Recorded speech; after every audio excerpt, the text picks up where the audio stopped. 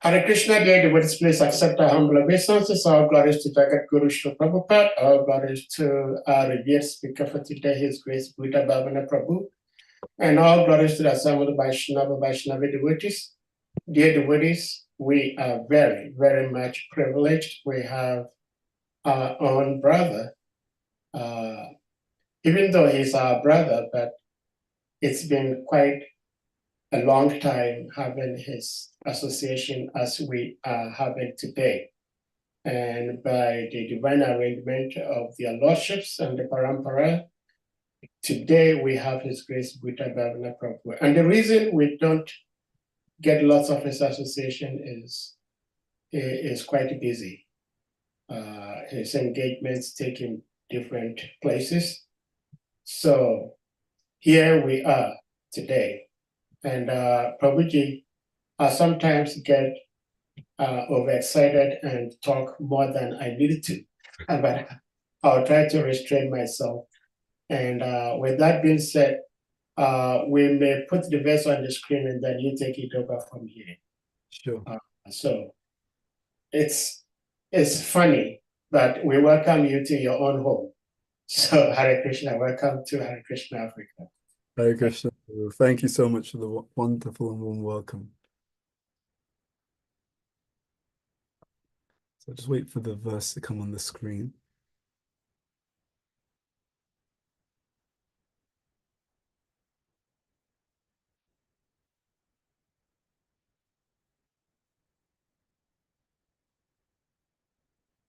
Okay, so I'll just say the invocation prayer, then we'll read the Sanskrit, the translation, and then we'll discuss this particular verse in purport.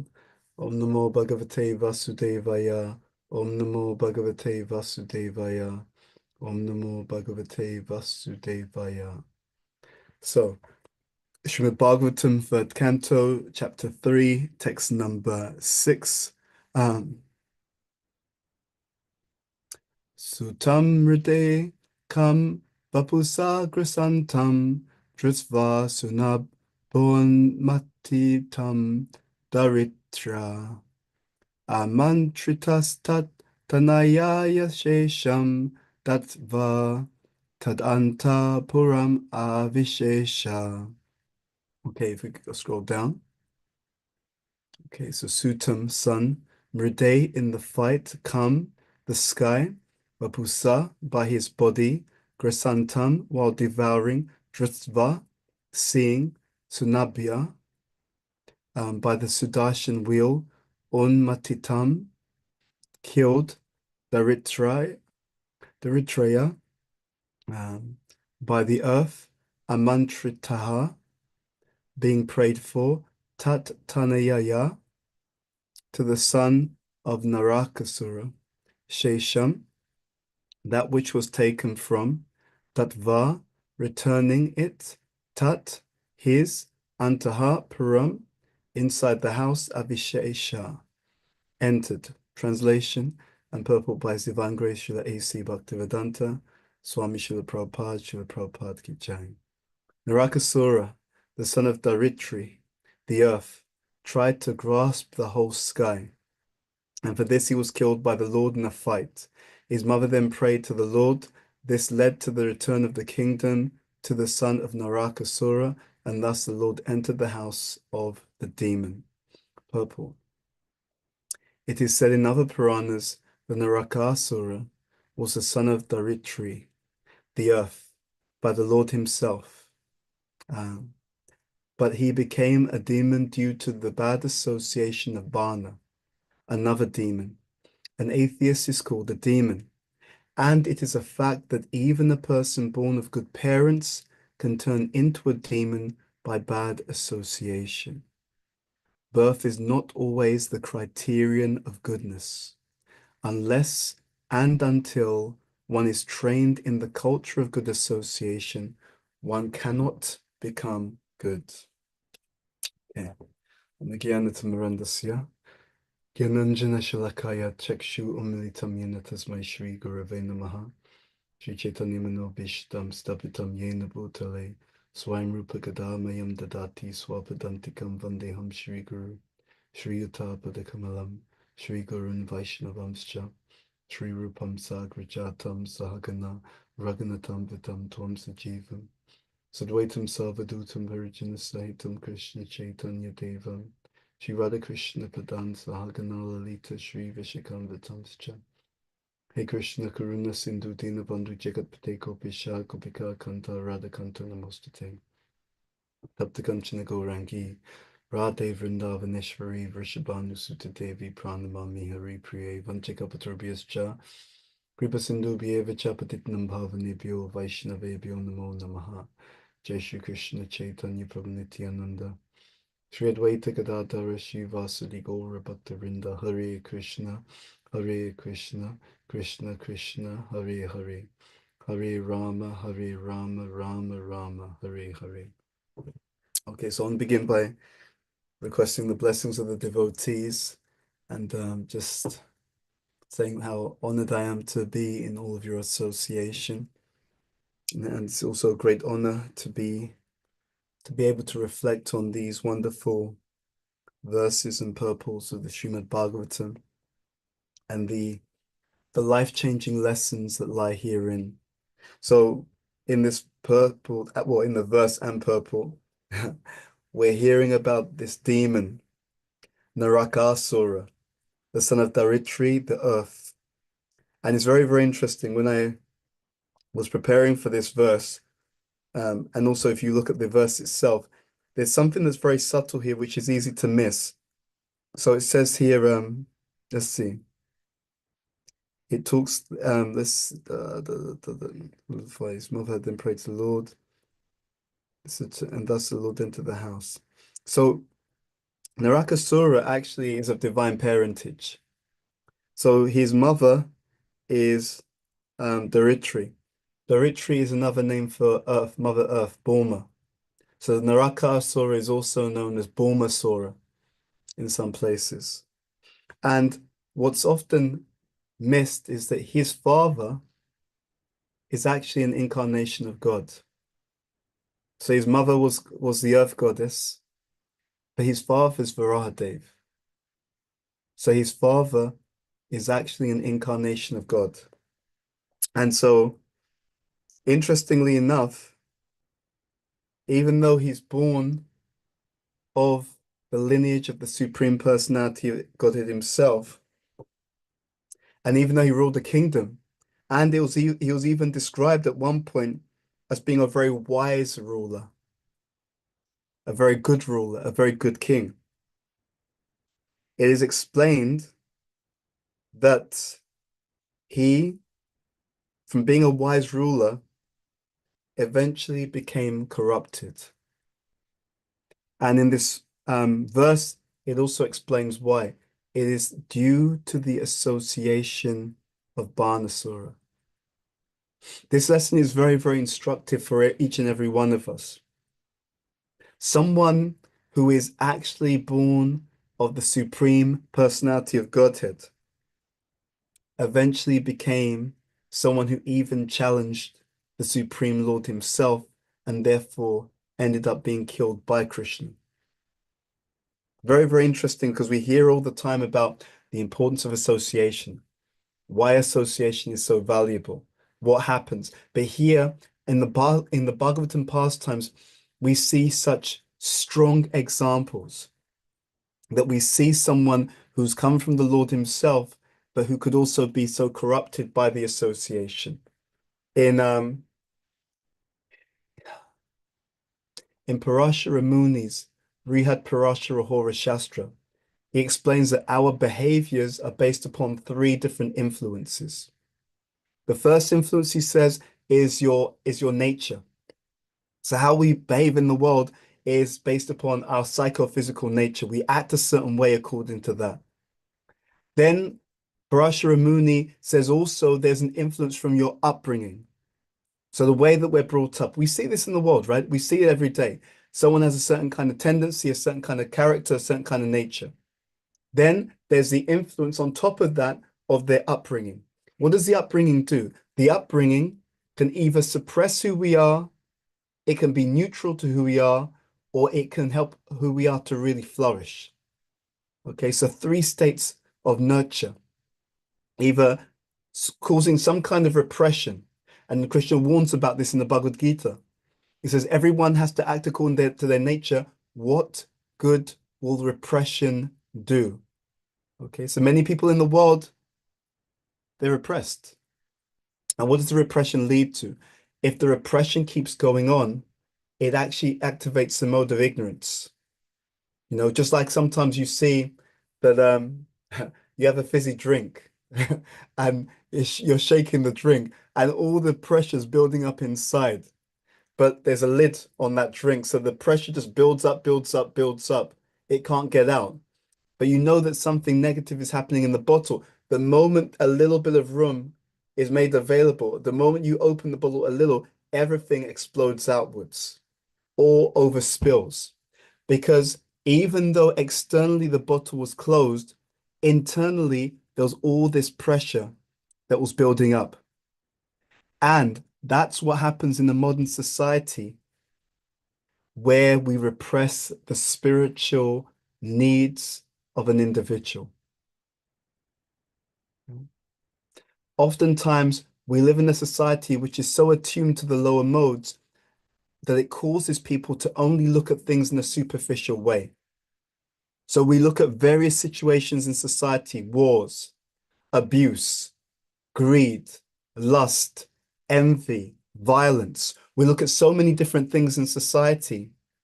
And even when they try to find the cause, often they look at a very superficial cause.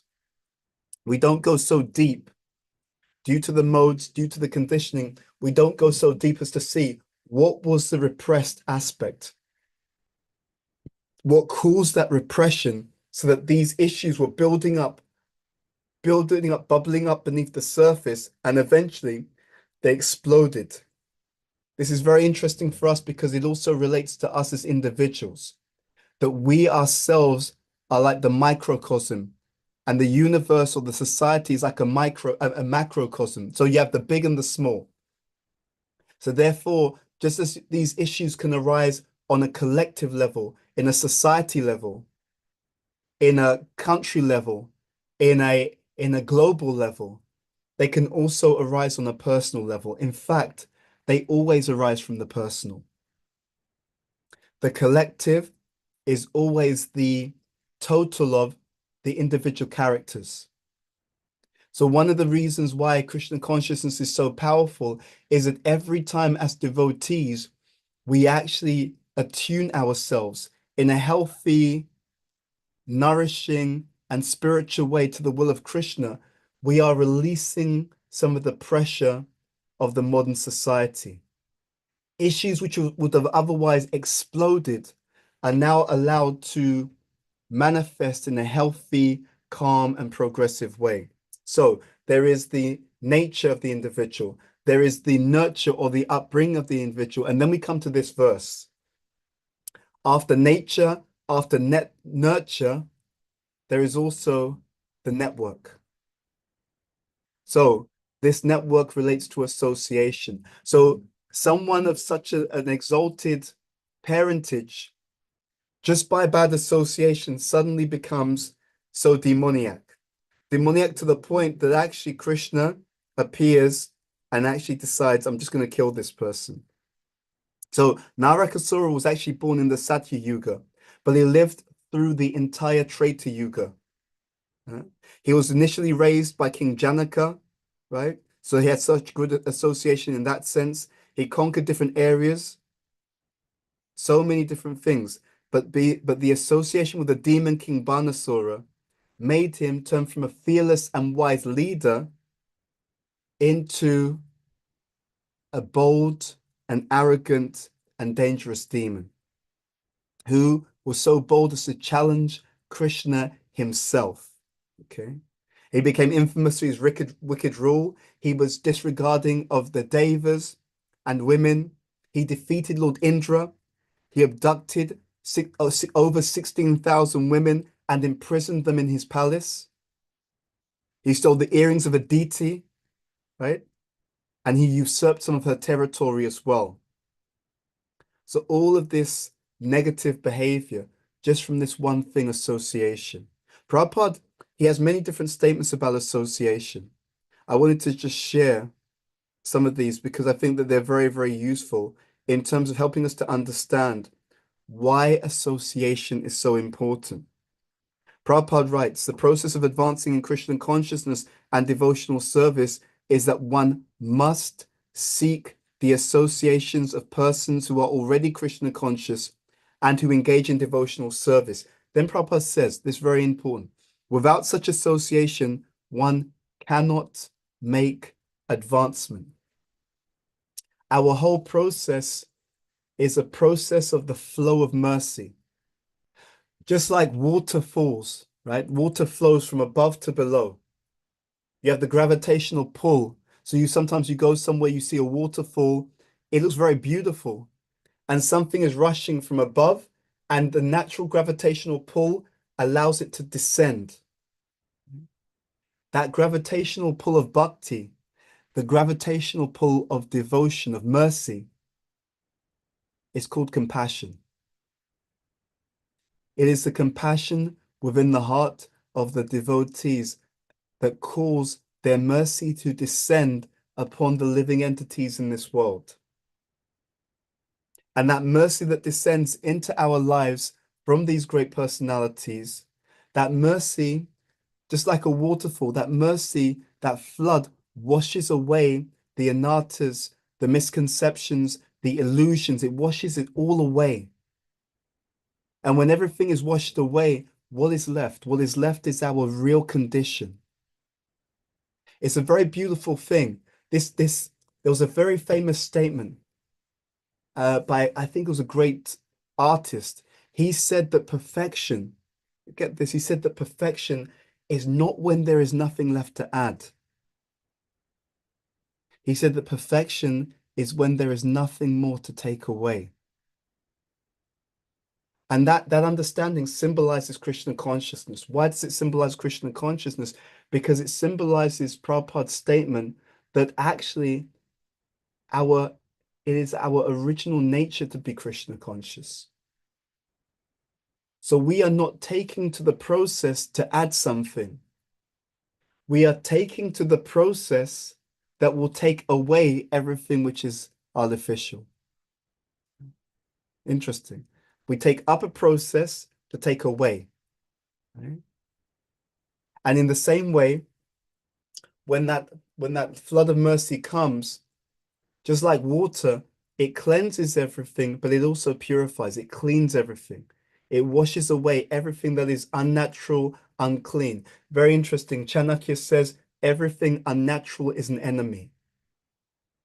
That's one of his sutras. Everything unnatural is an enemy, meaning that the more we go away from the natural plan, which is ultimately the more we go away from the divine plan of Krishna, the more our life becomes difficult. We see that sometimes in the modern world, that when one thing is solved, by making that adjustment in that one area, we then create another 10 problems elsewhere. The modern society is very, very good at that. We'll celebrate success. We've created a new technology. It will save society in this way. But what we don't do is we don't look at the fact that that new technology that I've created is now increasing mental illness. We don't look at how that new technology which I'm creating is made from metals which are being stolen or taken from other developing countries in the world. Right? And actually, the technology that I'm making, which I'm being celebrated for, is being made because, or is being sold in the West at the cost of people in other countries who are being used to make that technology and being paid hardly anything for it. So there's always this spider's web of challenges. And one thing is causing another issue, which is causing another issue, which is causing another issue. So the beauty of Krishna consciousness, as Prabhupada said, is the simple living and higher thinking. We're being given an invitation to roll the complexity back. Just like you see this in modern society. In modern society, they talk about technology and say, we've created something amazing. Now we have to just keep up with the new technology. So whether it's artificial intelligence, whatever it is, they talk about us keeping up with technology. If you look carefully, you never hear a conversation about technology slowing down for the human being. Isn't that interesting? So what happens is we're trying to keep up with the artificial rather than the artificial slowing down to align itself with what is considered more a natural human functioning. And that's why we have so many problems in society. That's why I have so many problems in society. If you read Science of Self-Realization, Prabhupada talks about how technology causes one to be impersonal, right? It creates more of a mechanical mentality, a mindset that is more cold, transactional, rather than warm, natural, and ultimately spiritual. And this, ladies and gentlemen, is the ultimate reason why in the modern society people are not happy. Because in any society which denies or represses the natural spiritual needs and instincts of a civilization, in that society, people will always be unhappy. And the unhappiness will come out in so many ways. Now, it's interesting. In this verse, we also learn that Narakasura's mother prayed to the Lord, you know? And that's very, very interesting. We all need this divine intervention. Prayer has so much meaning, right? Prayer has so much meaning. Prayer means my dialogue with the Supreme. There's a very interesting science behind prayer. They've done some studies. There's a term called biophotons. They found that when people think about another person, even if the other person is at a distance, their intention towards another person can have physical, mental, and emotional effects on the person that they're thinking about. Isn't that interesting? So our thoughts are real, they're real substance. Our thoughts go out into the atmosphere, they go out into the environment, and they draw back to us as the sender, right? The sender of that transmission draws back to them eventually some new signal. This is again very, very, very powerful. It means that much of what I'm experiencing in my life has a lot to do with what I'm doing, what I'm saying, and it has a lot to do with what I'm actually thinking as well. So what is prayer? Prayer is when I direct my thinking towards God. Prayer is when I direct my expression towards the Lord. And because Krishna is the root of everything, when I direct my thinking and my expression towards Krishna, everything improves for the better. When in the process of praying to Krishna, I'm also transforming myself. In that process, I'm also transforming myself. And in the process of praying to Krishna, I am making myself receptive to, and I am receiving Krishna's association. Everything that we are is a result of the association that we have kept. Everything. And sometimes we skirt over this and we think it's not such a big deal, but you know what is huge? If everything I am is due to association, then association is also the key to everything I can become. The power here in these statements by Prabhupada is that we're being given an opportunity to make intentional association. Intentional association means that we are literally designing our own destiny. Right? By the association we keep, we're designing where we will end up in our lives. I'll read a few more. I'll read a few more quotes. Prabhupada writes, if you actually remain a sadhu, devotee, then anyone who will come to your with your association, he'll be perfect by association. Means the process of perfection will begin immediately. Now, it's interesting, this statement by Prabhupada about what it means to actually give or receive association. Prabhupada says, why compromise? You don't compromise. Then you associate with him, meaning that if you compromise, if you're around people who have a materialistic viewpoint and you compromise, he says, then you associate with him. If you make compromise, then you associate with him. Then gradually you also go down. So association isn't necessarily who I'm around physically. It's a question of who compromises, who aligns with whom. Every single one of us, we have certain values, certain beliefs, certain convictions. If we are around people who are materialistic and we compromise, then we are taking their materialistic association and we go down. If we're around people who are materialistic and we don't compromise, we remain true to our Krishna conscious principles. And if they're open to it, then they associate with us. Rather than us associating with them, they associate with us. So there's these two dynamics that go on in association, compromise or elevation. So what is meant to happen in a real healthy civilization is people are meant to raise their standards to the level of whoever they are associating with. And those people they're associating with should be of a higher standard. So we can ask ourselves that question. Two questions. Do I associate with those who are of a higher standard of Krishna consciousness than me? That's one question. And number two, do I open myself up to their presence, their standards, their values?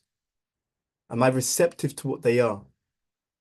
If I do these two things, by that type of association, I'm actually choosing that type of destiny.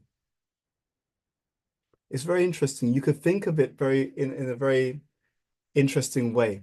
Imagine we say these prayers. Om Jnana Timirandasya Jnananjana Shalakaya Chakshu Ummilitam Yena Tasmai Shri Gurave Namaha.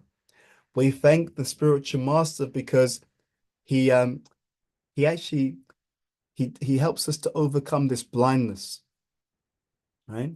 He reveals the truth because he's blessing us with the torchlight of this spiritual knowledge. That torchlight of spiritual knowledge allows us to see what we would not otherwise be able to see. So we're like a blind person on like in a war zone. So we're blind.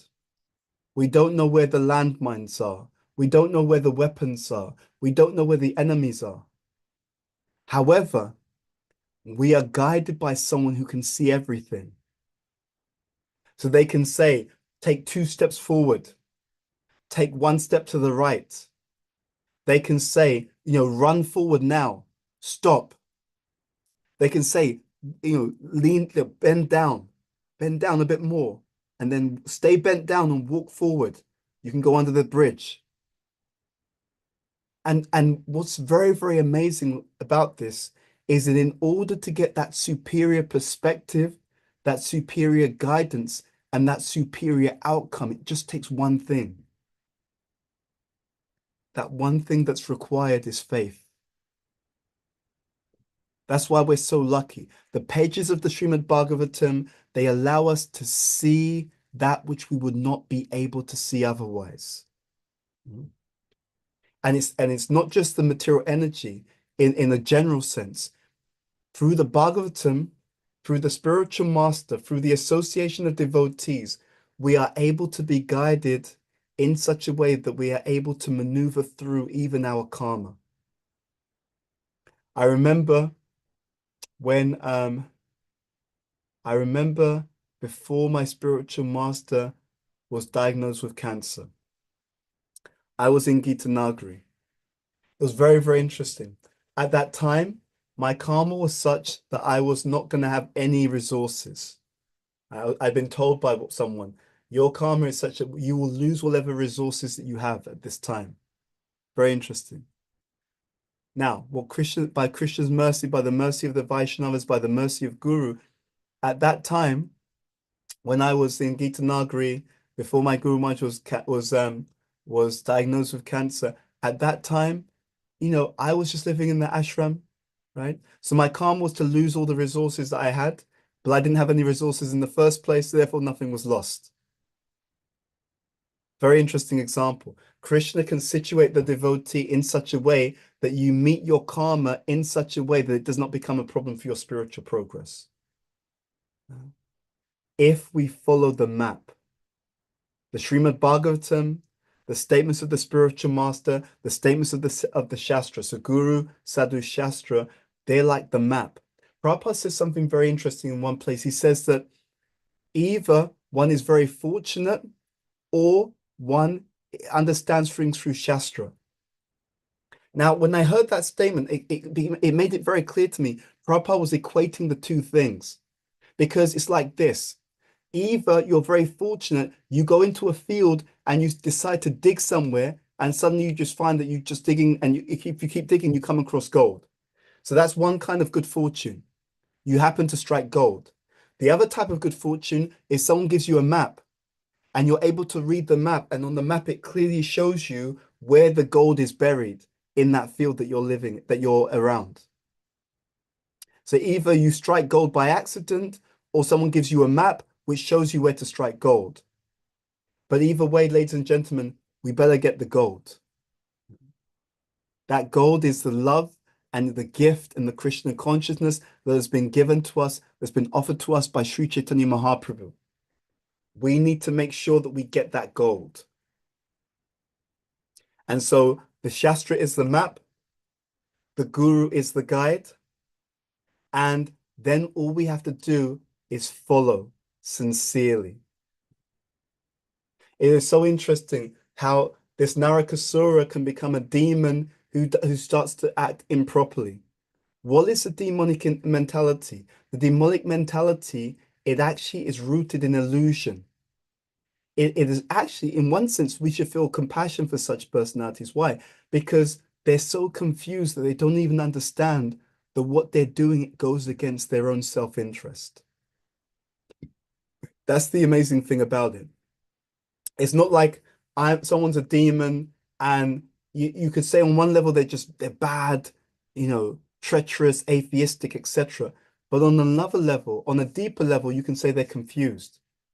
They don't actually understand that what they're doing is actually going against their own best interest. So we see this again and again in society. Many people in society, they want to encourage you, identify with your body. You should identify with your body. You are from this place, you're from that place, you are that age, this gender, that gender. What we don't know is the subtle dangers of identity. Everyone in the world goes through old age, disease, death, etc. But everyone doesn't go through it in the same way and to the same degree. I repeat that. Everyone goes through birth, old age, disease, death, etc. But not everyone goes through it in the same way or to the same degree. Why? Because it's not just about being body conscious. There are actually degrees of body consciousness. In the news right now, there's a famous personality who's now been arrested. And, this person, multi-millionaire, rich, famous, all this kind of stuff. And having engaged in lots of bad behavior over a long period of time, now he's having to pay the consequences for that behavior. Why am I mentioning this? Because one of the key things that this person has done is engaging in lots of negative physical activity. How does that happen? This point, degrees of body consciousness. Think about it. If I don't know that there's more to life than just gratifying the senses, if I don't know that there's more to life than that, if I don't know that there's a higher consideration, what do? So first of all, someone is poor. They think, you know what, I'm unhappy. First thing is the misdiagnosis. I think I'm unhappy because I'm poor. I think I'm unhappy because I don't have money, fame, all this kind of stuff. So what do they then do? They then spend their whole life trying to get this. Most people don't get it anyway because their karma isn't such that they can have all these things. But some small group think, oh, let me try it. And they try it and then they get it. Now they start thinking it's because I'm so great. No, it's because your karma's like that. But now they've opened up another challenge. Now I've got all this money and I'm trying to gratify my senses. But what I think is happiness is not happiness. Happiness in the mode of passion is not happiness. Happiness in the mode of passion is stimulation. You see, there's a difference between being happy and being stimulated. So most people most people in the world have never even experienced happiness. All they've experienced is stimulation, mode of passion. So the person starts thinking, now I've got money, I've got fame, I will buy this, I will buy that, I will buy this experience, I'll buy that experience. Stimulation. But because they don't know about any higher goal of life, then when they start doing all this stimulating activity, it's like a drug. All stimulating activities ultimately are like drugs. Why? Why do I say that? You see, when you take a drug, when someone takes an intoxicant, the first time they take it, they get a certain intense stimulation. But the next time they take the same amount of that intoxicant, they get less stimulated because their body has now become conditioned to that drug. So what they took before gave them some stimulation. They take the same amount again, it doesn't stimulate them as much. So what do they have to do? They have to take even more of it now to get the same effect. Then they take more of it to get the same effect. In fact, that's the story of the mode of passion. So I do one thing, I engage in one illicit activity, stimulating.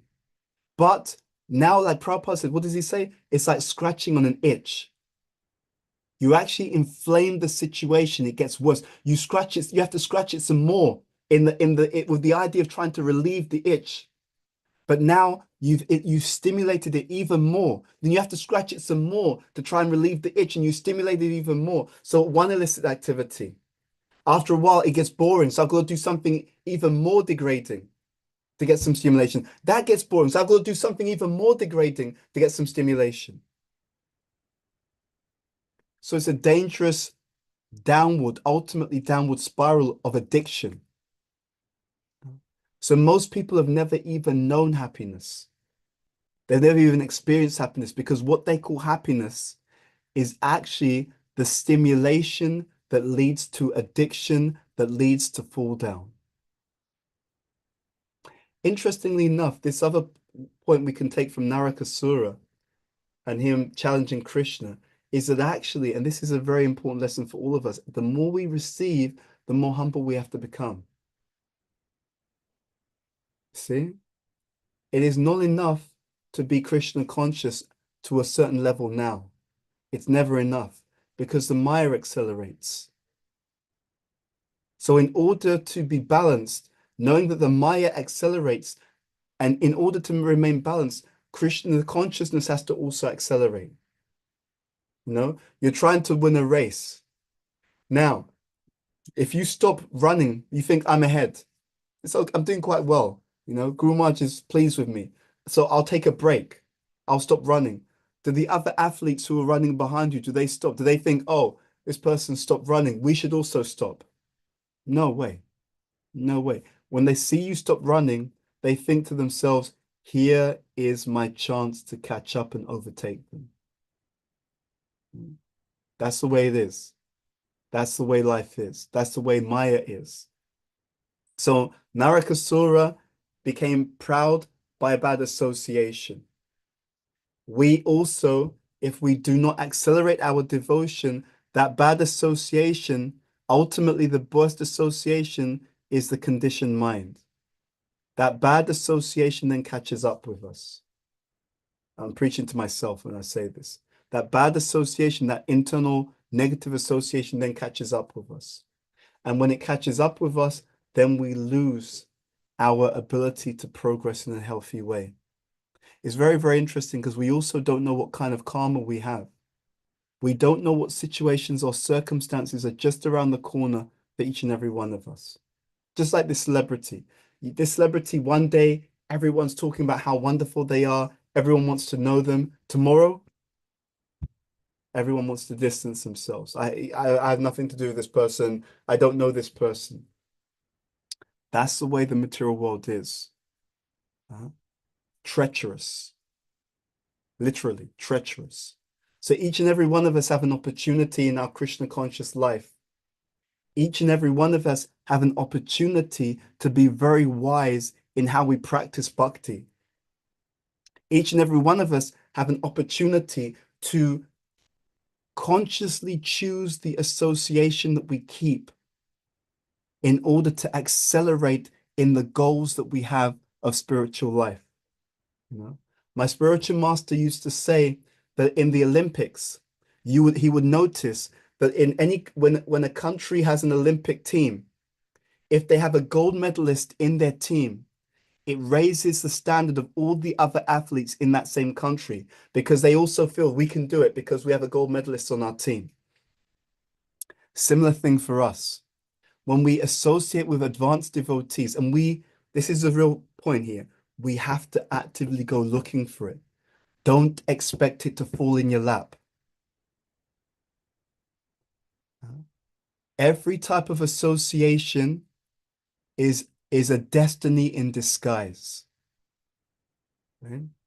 You can look at this from now on. Whenever you spend time with anyone, including time on the internet, time on your phone, time on your YouTube, time on your Instagram, time on your Facebook, whenever you associate with anyone or anything, you should think that whatever I'm associating with is my destiny in disguise. Because whatever I'm associating with is a clue, is a hidden key or symbol of where I'm going to end up in my own life. So wherever we want to go in life, the most simple, powerful, sophisticated, profound, and effective way to do it is to find the association that symbolizes your goal. And as we find that association that symbolizes our goal, and for us, that's pure devotee association because they symbolize the goal of love of God. But not waiting for them to show up, not just waiting till they turn up at the program, but actively go looking for them. When we do that, our higher goal will be realized. When we do that, our destination will be realized. And it comes through intense desire, which then manifests in intense pursuit, intense activity, intense service. So we'll leave you with this story. So there was a story about a guru and a disciple. And the disciple would always ask his guru, Guru Maharaj, when will I become self-realized? And the guru actually for some time did not answer the question. The disciple didn't understand why is Guru Maharaj not answering my question? And you try again, Guru Maharaj, I really want to know when will I become self-realized? Spiritual master didn't answer. One day the disciple and the guru were walking by a bridge, and suddenly the spiritual master grabbed the disciple and plunged his head under the water. And the disciple was struggling to come up for breath, struggling to breathe. And he came up and he was completely shocked. Did my Guru Maharaj try to kill me? Does my Guru Maharaj not love me anymore? Has he gone mad? Like, what is going on? His spiritual master looked at him very sternly and looked him in the eye. And the disciple was just recovering, breathing deeply, but the spiritual master did not let up. He looked the disciple in the eye and he asked him a question. He said, when you were drowning, what did you think about?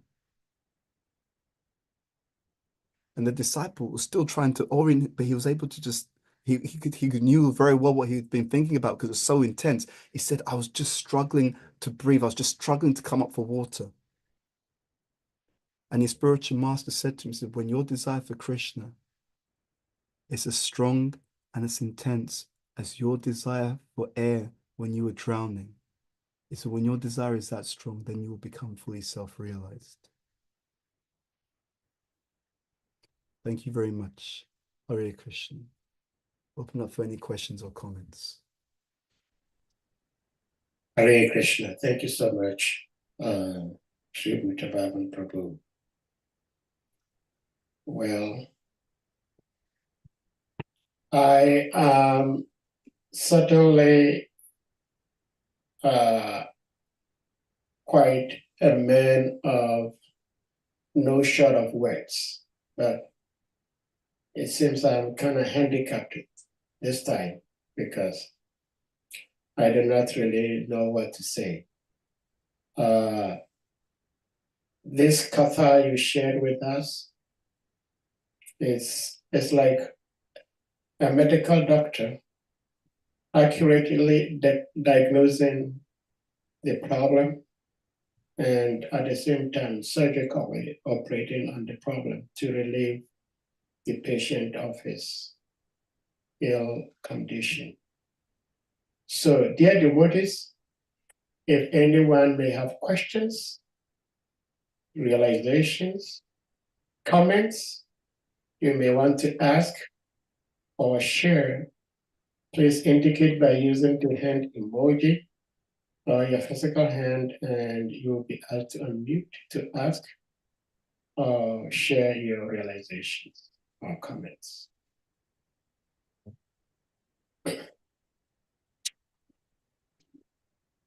Varaha Prabhu. Remember, Acharya, please give me unmute. Hare Krishna. Hare Krishna, please accept my humble obeisances. All glories to Prabhupada, all glories to the assembled devotees. Nice to have your Cyber Sangha here, Bhuta Bhavana Prabhu. And thank you for the delivery, very enlightening. You mentioned something about Excuse me, Prabhu, before you continue, your audio is not quite clear. I think you're using earpiece or something. Can you check? I'm using earpiece. I'm using earpiece. Okay, I'll try. Okay. Is it a bit better now? Yes. Okay, good. So, you mentioned something about what is the nature of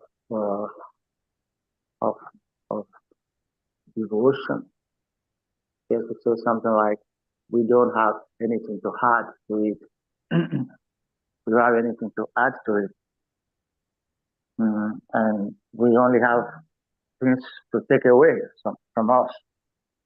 So I would like you to explain that better, because I think what we learn is that the process of bhakti is giving and giving and giving, constantly giving. We have, unless we have something to give, or give love. Love means giving something, you're giving your attention, giving your whatever, your time, your energy. So that kind of creates a little confusion if we have nothing to add in the process. And we also learn that the process of bhakti, of love, is constantly giving. And material affairs, business, is wanting to take all the time.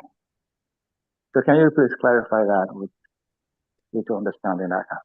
Hare Krishna. Yes. So when I said that there's nothing in the process of perfection, there's nothing to add, what I mean is when by our sadhana and by our practice and by our service, what's happening to us is we're removing anything that is artificial. Right now, we are covered by, contaminated mind, contaminated intelligence, contaminated ego. So when we practice Krishna consciousness, as Prabhupada says, Krishna consciousness is not an artificial imposition on the mind. What he means is, if you take away all the impurities from a person, all that's left is their natural inclination to love and serve Krishna. So what I was talking about was the sense that when we clean ourselves up, Cheto dharpana, marjanam. When we clean away everything that is artificial to us, right? When there's nothing left to clean away, every single person, even the strongest atheist, every single person, when they remove all that is artificial, they're lovers of Krishna. So that's what I meant by that. I wasn't talking about what we offer to Krishna, although even there, to be honest, you could argue in one sense we don't offer anything to Krishna. It belongs to him in the first place. All we do is we actually use it as a medium through which that we can give our love to him. But in terms of ourselves, the whole process of Krishna consciousness, in terms of what it does to the living entity, is it removes all the impurities from them so that their original nature and tendency can fully manifest as a servant, as a loving servant of Krishna. That's what I meant. So I hope that makes sense. Hope that's clear to you.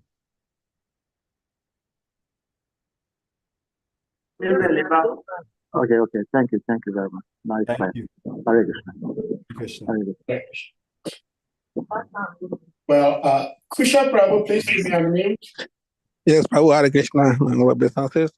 Hare Krishna. My question is this last word you mentioned now that we really have nothing, everything belongs to Krishna in the first place. We only use it as a way of service. My question is like the ocean is vast. Mm. If I pour water inside the ocean, doesn't make no difference. So since ocean itself is the bigger water than the water I'm having in a glass of cup in a cup of glass, Mhm. why are we offering something to Krishna when it already belongs to him? It doesn't make any difference.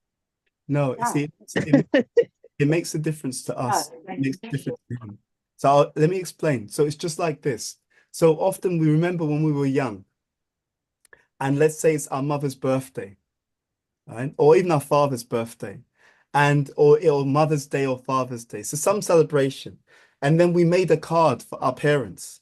Now, the card that we made for our parents, we bought it with the money that they gave us. It was our pocket money.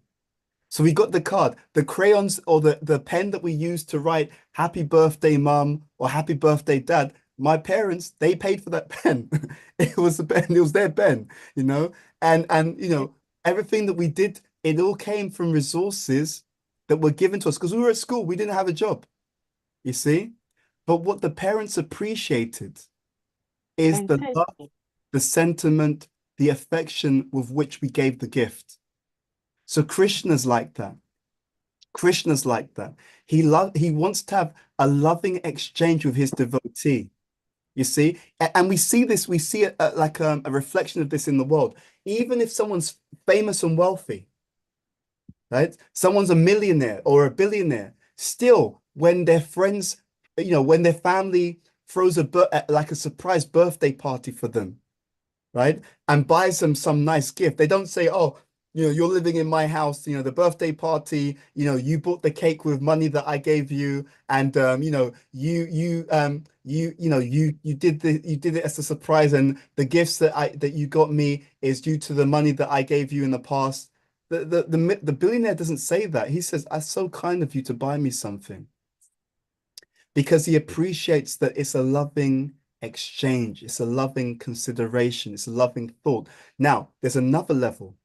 In the Bhagavatam, it says, ahoituki apratiyata yayatma suprasidati. That devotional service should be unmotivated and uninterrupted. And then it says something absolutely magical, in order to completely satisfy the self.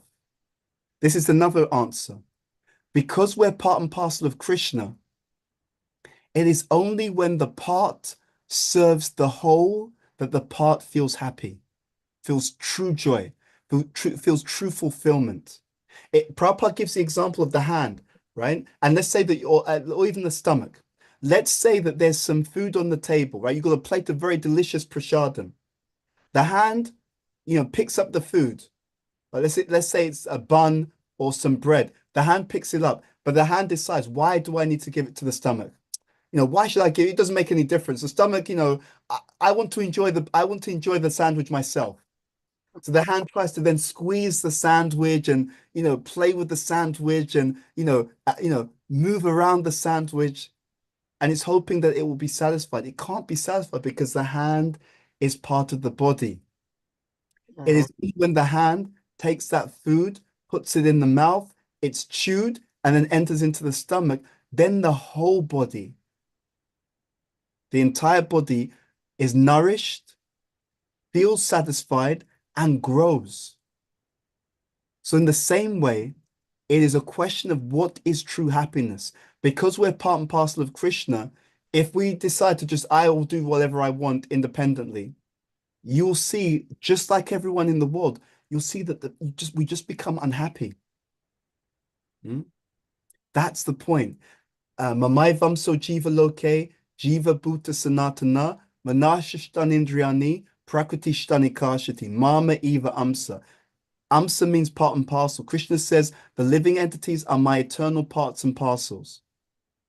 So the part will only ever be satisfied, happy, fulfilled, abundant, to the extent that the part satisfies the whole.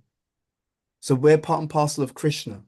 If we satisfy Krishna, that is the only exclusive and unique formula for true, deep, and lasting happiness. And everyone that you see in the world who's trying other formulas, that is the number one reason why in the material world people are not happy. They didn't understand the formula properly. Yeah. So that's my answer to your question. Thank you. Thank you. Well, Hare Krishna, thank you so much for the beautiful questions and the awesome answers. Anyone else? In fact, Bhuta Bhavana Prabhu, you were answering Kusha Prabhu's question. I also thought of when Sri Prabhupada said that oftentimes, like, you see pilgrims go into River Ganges, Mother Ganga, and take bath in Ganga to purify themselves. And what do they offer to Ganga?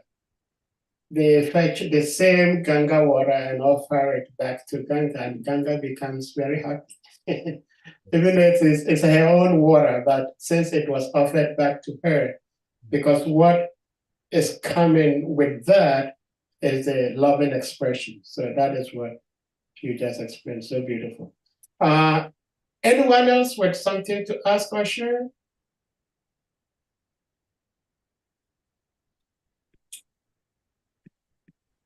Hare Krishna.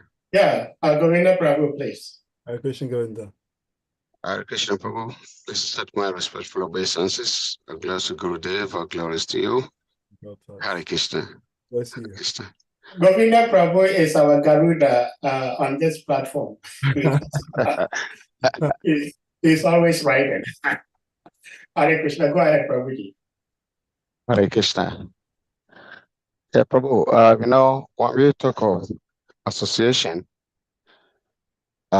we always refer most of the time to the objects around us. And so we talk of association, then immediately our mind goes to, okay, who should I associate with? What would be the benefits? Are they the right consciousness? Will I get something from them? Can they, would they elevate me? Can they help me? So the objects around us is what we so often think of when it comes to association. The question is, how do one associate with himself? Great question. Great question. How should one associate with oneself? Yeah, we should consider that there's many. I was giving a seminar on this recently. Bhaktivinoda Thakur, he calls the body the sadhana sharira. He says we should look after the body and mind because the body and the mind is our vehicle in this lifetime for spiritual practice. Mm-hmm. So we should consider that actually, and Prabhupada talks about this sometimes, we should consider that the body and mind does not belong to us. Just like you're in a vehicle, right? We can consider that the body and mind is a vehicle that's been given to us or on loan to us from Krishna. It's not our vehicle, it's his vehicle. But he wants us to use his vehicle to do something. So therefore, we should look after the vehicle on his behalf. We look after his vehicle on his behalf, and we use his vehicle to deliver his message to everyone, and we use his vehicle to engage in service to him. So that's how we should look up. That's how we should relate to ourselves or deal with ourselves. We should consider that the body and mind is actually Krishna's vehicle, and we look after the body and the mind in the way that Krishna will be pleased. It's just like when Sanatana Goswami was going to try and commit suicide. Lord Chaitanya told him, that body doesn't belong to you. So it's not a question of you killing the body. It's not your body in the first place. It's my body. So you have no right to kill it in that sense. You know, so that's how we should look at it. And if we do that, we also make even more spiritual advancement. Krishna consciousness means to see everything in the way that Krishna sees it. You know? Yeah. Does that answer your question? Yes, Prabhu. Thank you. Thank you. Hare Krishna. Hare Krishna. Well, thank you, Prabhuji. We have Dr. Hassan, please, you may unmute. Hare Krishna, Your Grace. Please kindly Hare accept my humble respect obeisances. Yes. All glory to Gurudev, all glory to Srila Prabhupada, and all glory to the wonderful assembled devotees. Your Grace, my question is about association. Mhm.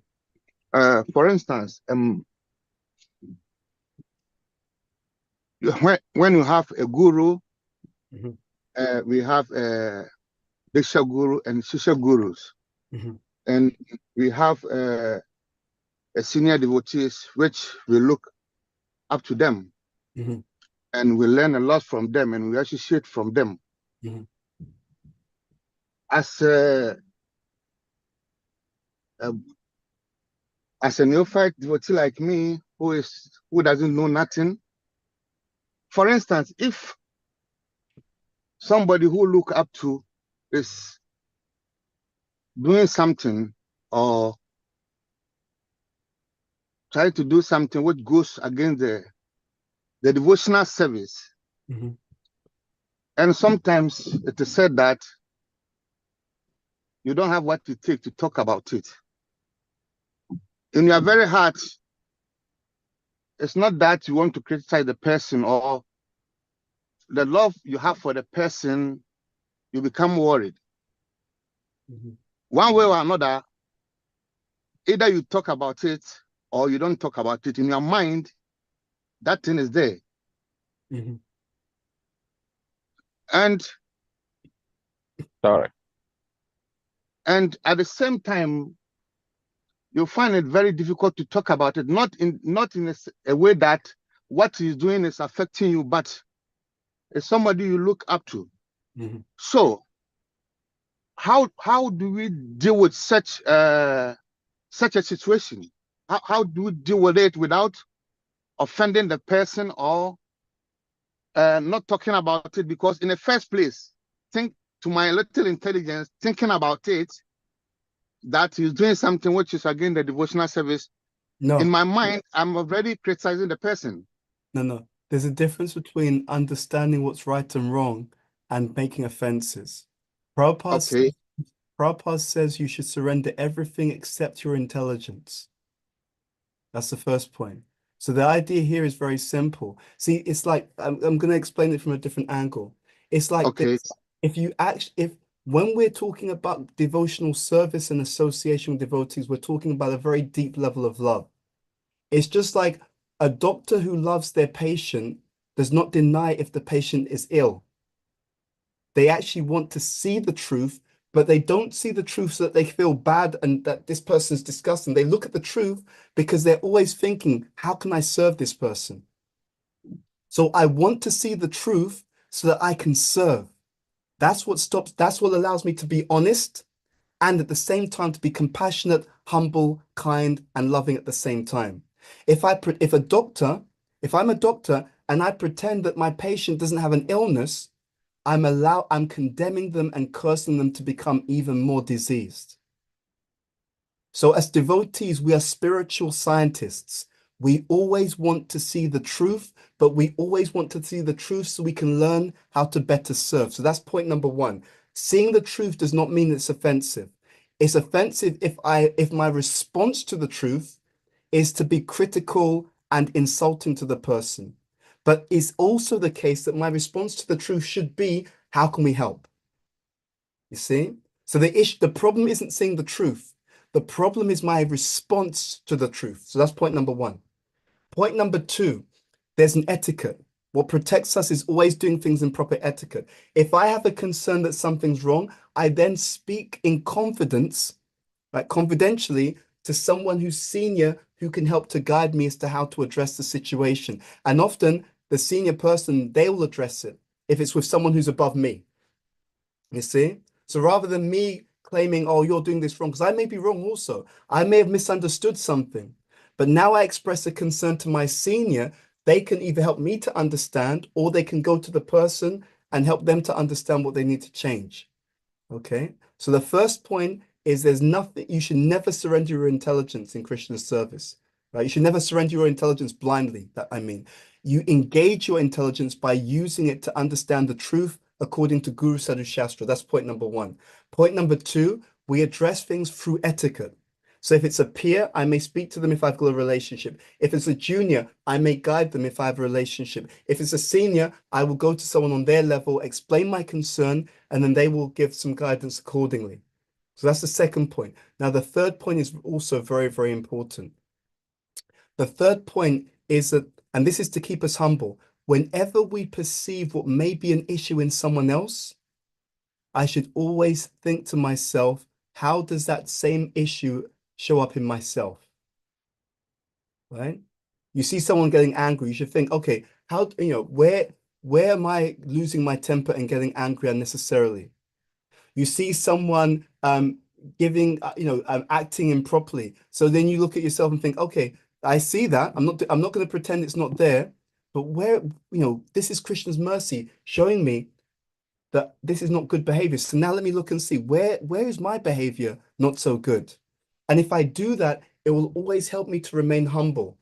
So I will not be blind to what's going on, but I will not make the mistake of feeling superior to other people who have those issues. You see? And again, as I said, the first point, it's always, I want to see the truth so I can serve. You see? If I keep those ideas in mind, everything will always be fine. Okay? So be honest about the truth, but with humility. So I recognize maybe there's a chance I've misunderstood something, but it looks like this. That's the first point. So don't deny the truth. Second, approach someone who, depending on the relationship, I may need to approach someone who's senior to express my concern. And third, whenever I see behaviors I think are not so good, I then look at myself and try to understand, how do those same behaviors manifest in me so that I can remain humble rather than thinking I'm superior to anyone? Does that answer your question, Dr. Hassan? Yes, yes. Thank you so much. I'm very, very grateful. Thank you for the wonderful answer. Thank you. Hare Krishna. Thank you so much. Thank you. Yeah. Thank you so much, Dr. Hassan, for the beautiful question. And Shri Bhuta Bhavana Prabhu, thank you so much for the beautiful answer. We go to His Grace Hare Chakra Prabhu. Please, you may unmute. Hare Krishna. Hare Krishna. Hare Krishna, Hare Chakra. Bhuta Obeisances. Bhavana Prabhu. All glories to you, all glories to Gurudev, and all glories to Prabhupada. All glories to you too, Prabhu. Hare Krishna. Thank you for your in-depth presentation and the answers you've been giving. But it's like, as a follow-up to the question Govinda Prabhu and Dr. Hassan were asked. Usually what I realize now personally, I'm talking about my personal realization, is that mostly we hear people talk, especially when people speak on Bhagavatam, Bhagavad Gita, or anything.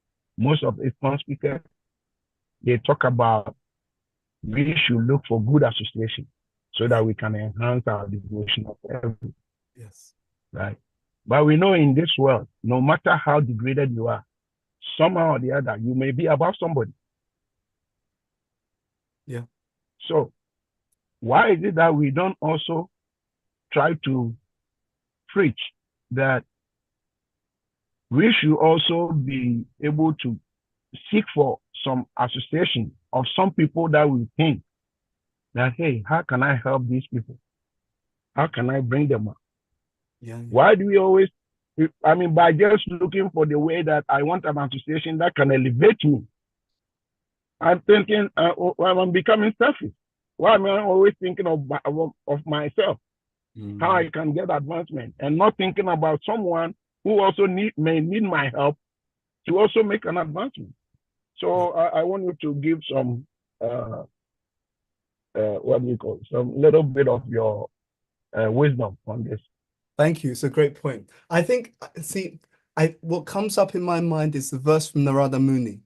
So Narada Muni, I think it's in the 4th canto of Bhagavatam. Narada Muni talks about the different types of association. He says we should seek, when we see those who are senior to us, we should inquire from them. He says when we meet people who are the same level, we should make friendship. And when we meet people who are junior, we should be compassionate. My understanding is that the reason why there's so much emphasis on seeking higher association is because if they are actually higher association, one of the things that they'll do is they'll tell you, help these other people as well. Just like Prabhupada, right? Prabhupada's a pure devotee, higher association. And when people saw his association, what did he do? He said, share this message with other people, right? When devotees asked Prabhupada, what can we do for you? He said, the gift that I'm giving you, you share that with others as well. So the understanding is that if the association is genuinely advanced, it will automatically help us to understand the need to be compassionate, which is to give to the juniors, and the need to have real friendship in Krishna consciousness, which is to build relationship with our peers. So that's why there's an emphasis on senior association, because if you associate with seniors, they will make sure that you do all of these things. Whereas if we associate with people who are junior to us, we may or may not get the guidance to do all of these. And that's my understanding why. So in other words, by senior association, we're giving all the instructions to build all the levels of relationship. But if we just associate with people who are junior to us, also the danger of associating just with juniors is we may start to feel we're very special.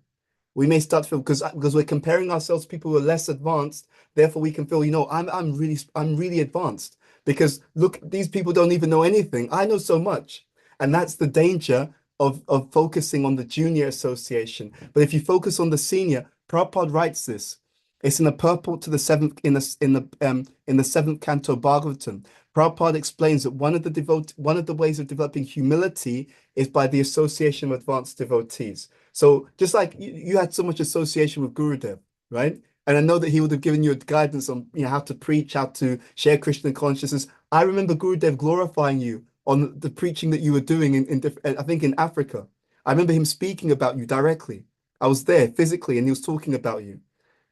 So my understanding is the more advanced the association is, the more they will also tell us, make sure you help other people. That's your giving to the juniors, and make sure that you build healthy relationships. That's your giving to the peers. That's my understanding. Yeah, thank you. Thank you very much.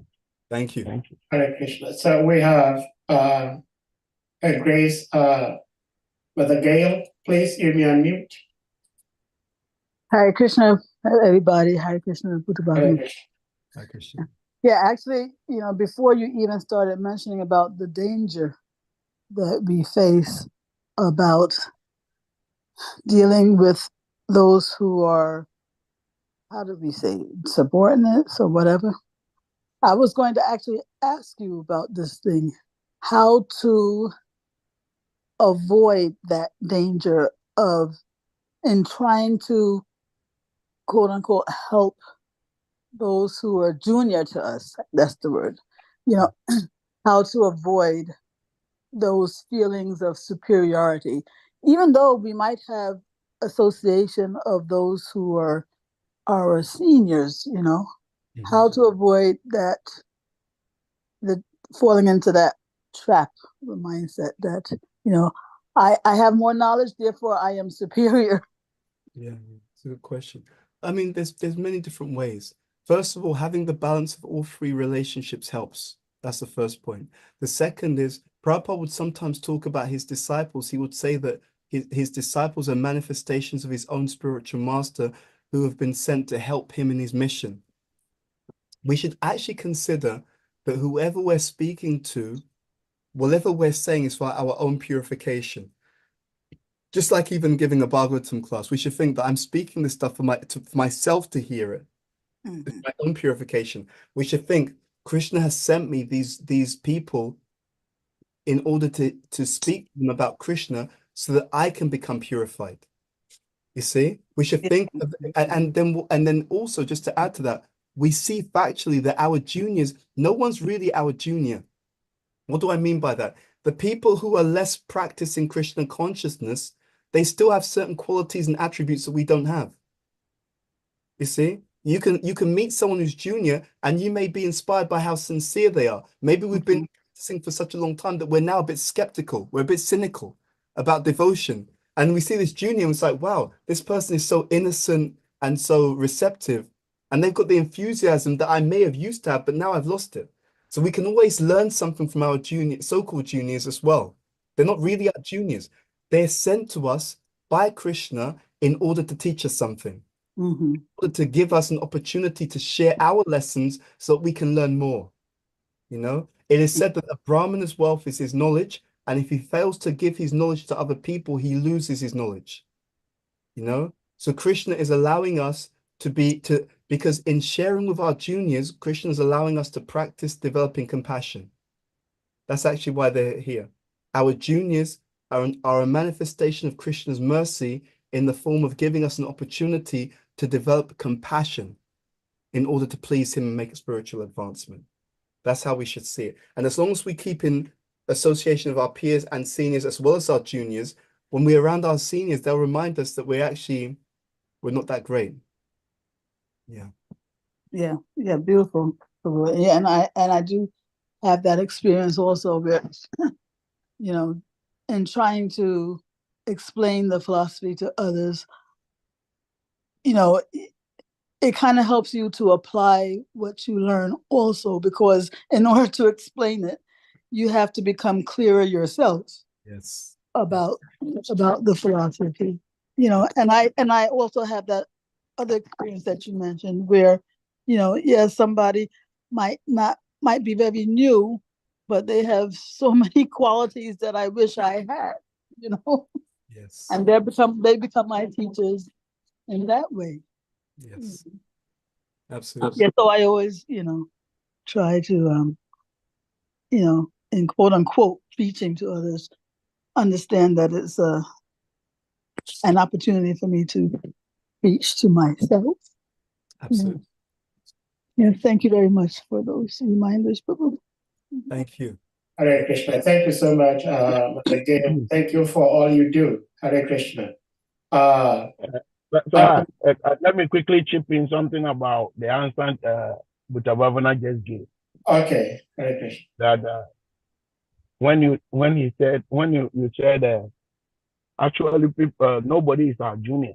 That, I mean, it's so true that sometimes you meet someone who doesn't even call him or herself a devotee, and you see some amazing quality with that person. Then you begin to question yourself. Wow, am I actually a devotee? Look at this person who doesn't call him or herself a devotee. Look at what he's showing. And a perfect example is, you see, sometimes you are driving by the roadside and you see someone park a truck.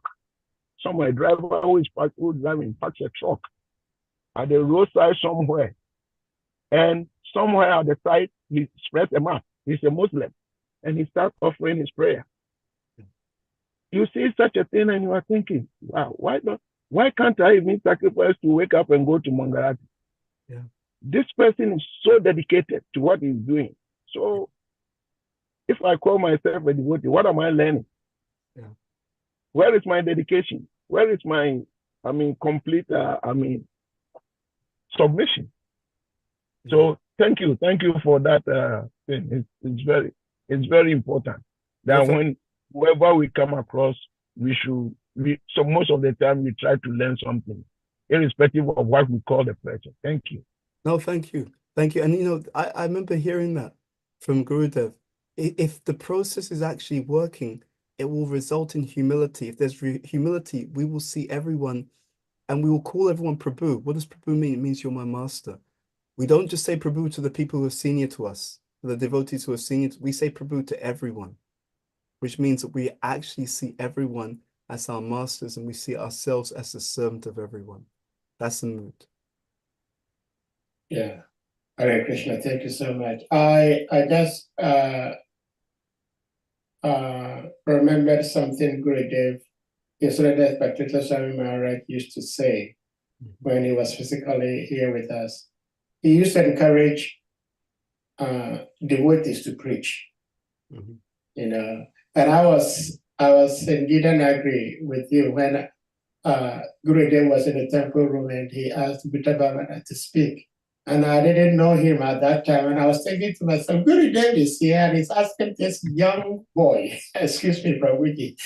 But this is how Gurudev was training us. And Gurudev, just like Mother Gail was saying, because when we speak, we're speaking to ourselves. And so when we have to do something, excuse me, say something crazy, we remember what we said. Even if we don't know anything, we read from the scriptures and we just repeat it. So it reminds us, hey, I said this, why should I do it? I'm not supposed to do it. So we're preaching to ourselves. Thank you so much. We go to Kusha Prabhu. Please, you may unmute. Hare Krishna Prabhu, I have a question where you mentioned we seek for higher association and receive for our own more spiritual advancement. So my question is there an offense after receiving the higher association, staying in temple, and you are not distributing the knowledge? Is it an offense?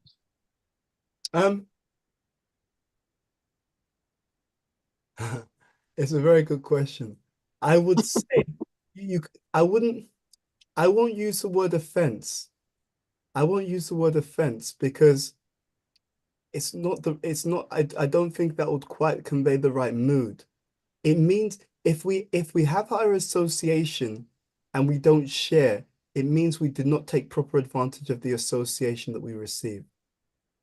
Because if you had the opportunity for higher association and you took that higher association properly, it would naturally result in an inspiration to share. You'd feel that you've received so much more than you deserve. How can you not make that opportunity available to other people? But Prabhupada gave example of prasadam. Say, don't waste prasadam. Don't step on prasadam. It's an offense. Yes. So in that mood, if one receives higher knowledge, there should be a kind of offense also. Well, again, I'm not going to, the words we use are important. The point is that if we did get higher association, if we took it seriously, that wouldn't even be a question. If we took it seriously, if we got higher association, you would naturally feel inspired to share what you've learned with other people. The fact that someone gets so-called higher association and does not take to sharing, it means that they weren't receptive to the association in the first place.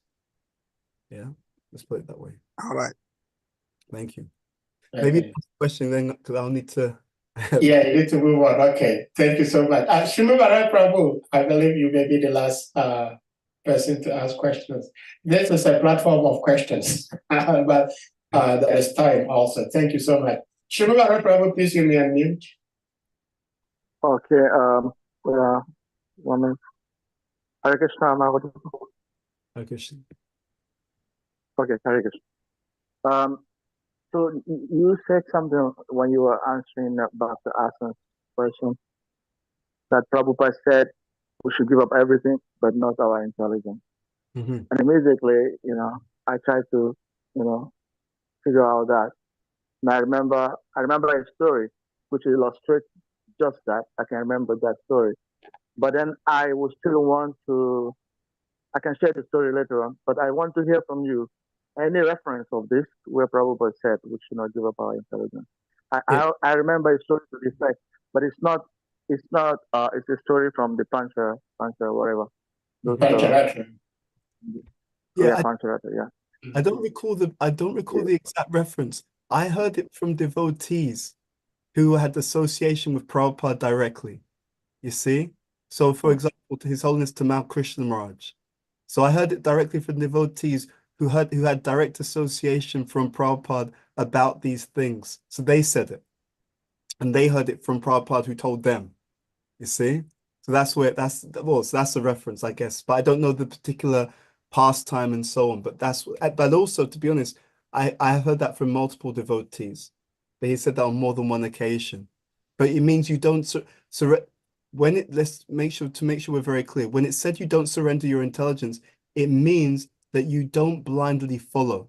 And if you want a specific answer to that, then if you go to Bhagavad Gita, chapter 4, text number 34 in the purple, Prabhupada says blind following and absurd inquiries, both things are condemned. 434 in the Bhagavad Gita purple. You see, you're not meant to follow blindly. You know, that's why in that verse, 434, the verse is Tadvili Pratena, Priprasnena Sevaya Upadekshanti Te Gyanam, Yaninas Tatvadashinaha.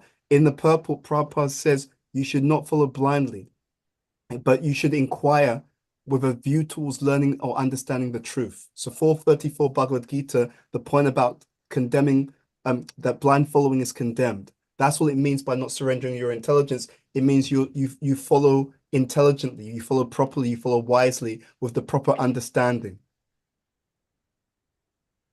Yeah, it's also Gita 2:7, Gita 4:33 also. Yeah. I think Krishna himself makes a similar acknowledgement in the Bhagavad Gita, where Krishna says one should free himself by the power of his mind. So from the mind we get to the intelligence. So if we do not use our mind, our intelligence properly, then, and I think it is Varaha Prabhu who actually helped me understand it, that this body, the intelligence, is the driver. And so if we have a very bad driver, then there is a big problem. So thank you so much. Yeah. Okay, go ahead. Bhuta Bhavana Prabhu. Oh, Varaha Prabhu, you have something to say? Yeah. Okay, go ahead.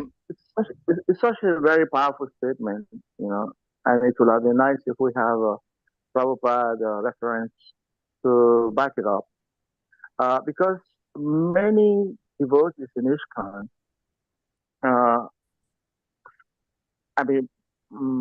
many who are disillusioned with ISKCON and many who are aggrieved. Their statement and their feeling is that ISKCON does not allow people to use their intelligence, and up to the point of saying that ISKCON is becoming like a cult, because many people are afraid to point out fault or speak out for the fear of being considered as offensive. It depends, and it becomes. It depends on and it becomes. What I'm trying to address here is that if this is our understanding, and like you said, you had it several times. If this is our understanding, why has it become pervasive in the mind of many that ISKCON is like a cult where you cannot question things? Why? Because it's like a contradiction. Yeah, it depends on the association that we keep. So there's a few things. First of all, in some cases, if we're around devotees who don't behave properly, then when we question, they become angry, and that's wrong. But at the same time, and we have to be very honest about this, at the same time, sometimes someone may be a good devotee, but they're offended not because we're questioning, but they're offended because of the way that we're doing it. You see? This is why I mentioned in an earlier answer, it's not just a question of just like if you feel someone's doing something wrong, it's uncultured to just start shouting at them in a public forum. You see, then the vote say, well, I'm questioning. No, that's not the right way to do it. It has to be done sincerely according to etiquette. You see, that's the point. So therefore, when we see something that we think may be wrong, this is also the important. Sometimes we're wrong. Sometimes I don't understand why something is being done, but I immediately assume, therefore, this person's wrong. I may be misunderstanding it. So it's about the inquiry according to the proper etiquette. If I'm sincere, I'm inquiring, I do it in the proper way, and things still don't work out, then that means that I'm not at fault there because I've done everything properly. But what I've often seen is that sometimes devotees leave or have an issue And it's not exactly because of what's going on. It's also because of the way that they addressed it. They became insulting of that person. Even if a devotee makes a mistake, it doesn't mean we insult them, right? So it's again, sometimes there's a fault on the person who's perceived to be misbehaving. Sometimes there's a fault on the person who's inquiring. Sometimes there's a fault on both sides. So we have to be very, very honest and very, very wise to really do it properly. And that means what's in my control. So even if someone's doing something wrong, am I addressing it properly? Am I behaving properly? Do I have the right motive? Am I approaching the whole thing with sincerity and in the proper, according to the proper etiquette? Because even if I'm right, but I'm approaching it in the wrong way, it's still problematic.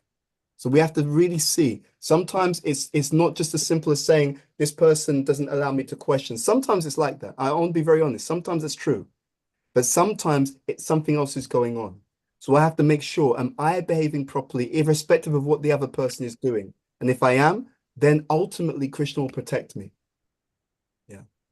So I have to I want to just make sure we have that full picture, because otherwise on both sides, people complain. So one side is just saying, oh, they attacked me or they criticized me. They didn't give me a chance to explain. Then the other side is I asked a question and this person was upset about me asking a question. We have to make sure that end to end, we're doing everything properly.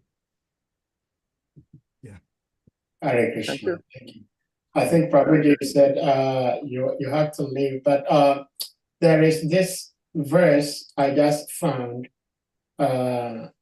Where is it? It's Srimad Bhagavatam, Canto 2, Chapter 2, Text 4.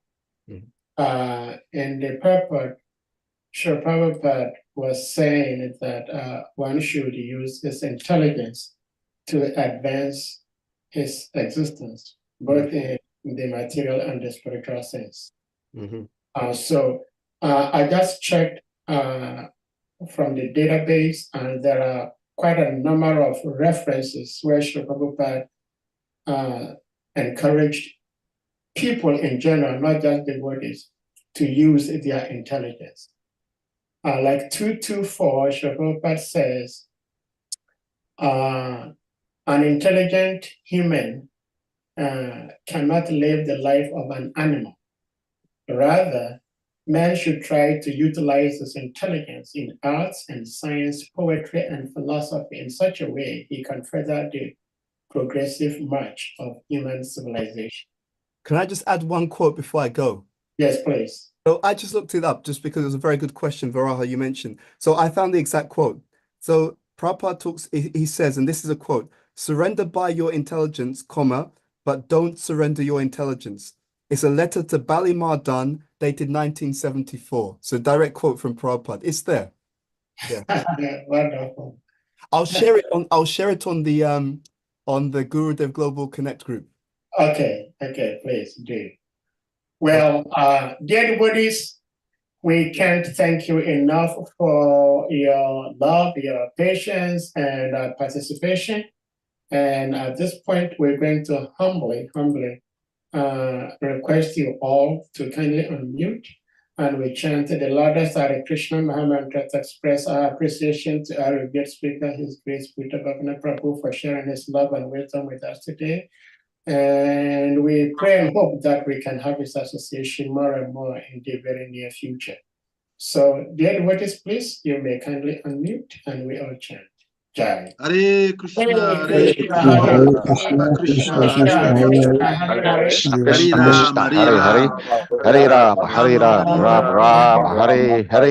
Karpataru Kripa Sindhuva Evacha, Patitanam Pavanebhyo Vaishnavebhyo Namo Namaha. His Grace Bhuta Bhavana Prabhu ki Jai. Prabhupada ki Jai. Bhakti Maharaj ki Jai. His Commander Prabhupada ki Jai.